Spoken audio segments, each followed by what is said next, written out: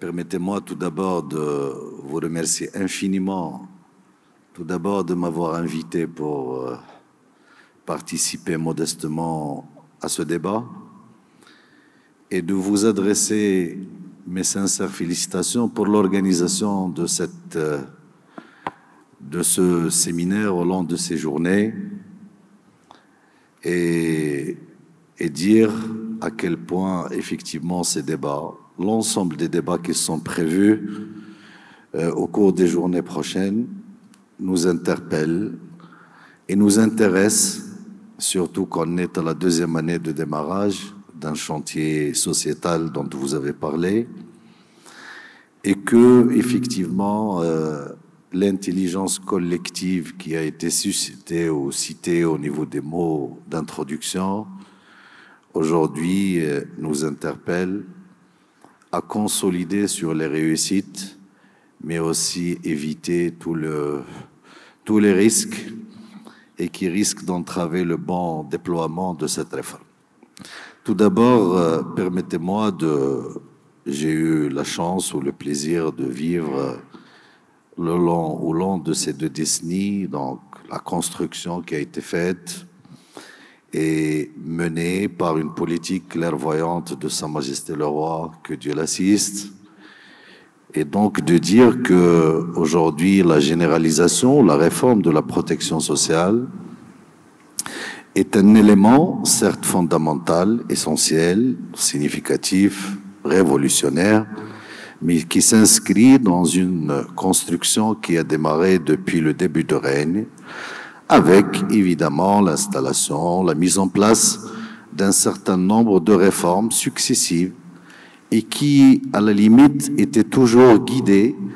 par un équilibre entre le développement économique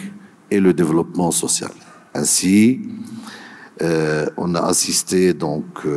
à cette logique ou à ce mécanisme donc de construction, de process progressif qui était dans cette construction d'une société, d'un projet sociétal où le développement économique et social était assuré en parallèle. Et donc la réforme de la protection sociale est le couronnement de ce process, de cette progressivité, de cette construction qui a démarré, comme j'ai dit, depuis le début de règne de Sa Majesté, que Dieu l'assiste. Et donc, évidemment, ce process de modernisation, il conduit à l'amélioration considérable de la situation des citoyens. On a vu l'évolution notoire des pourcentages de la population qui vivait ou qui connaissait les taux de pauvreté absolus. Donc on est passé quand même de 15% au début des années 2000 à moins de 1,4% en 2019. Et puis, bien sûr, en consolidant ces acquis, en construisant cet équilibre, ce cheminement, Sa Majesté le Roi, à l'occasion de l'ouverture du Parlement, de la session parlementaire, a fixé et l'agenda, et le contour, et le contenu de la réforme. Et évidemment, qui a donné lieu à une loi cadre qui constitue une feuille de route véritable, réelle,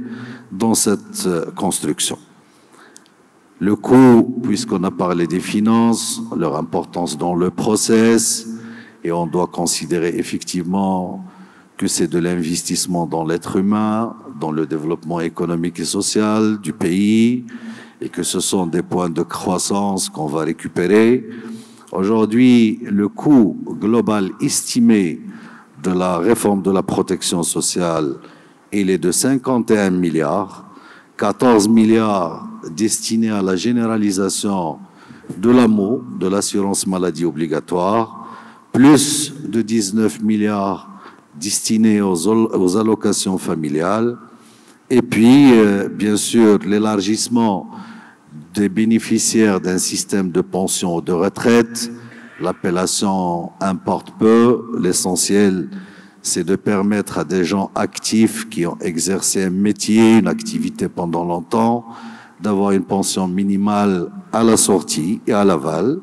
Le coût estimé, il est de 17 milliards. Et évidemment, la fluidification du système actuel du régime d'indemnisation de perte d'emploi qui a été mis en place, mais qui connaît un certain nombre d'entraves, nécessité de le fluidifier, de le rendre efficace, coûte à peu près 1 milliard. Le financement, il est équitable,